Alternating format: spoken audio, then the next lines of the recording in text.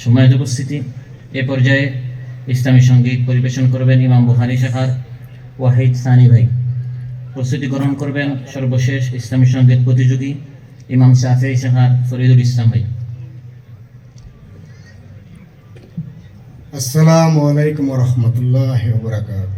ওয়ালাইকুম আসসালাম ওয়া রাহমাতুল্লাহি ওয়া বারাকাতুহু। আমি এখন একটি ইসলামিক সঙ্গীত পরিবেশন করব।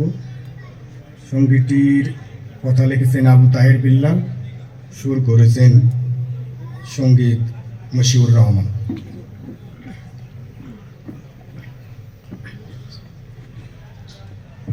কত দূর মদিনারি পথ,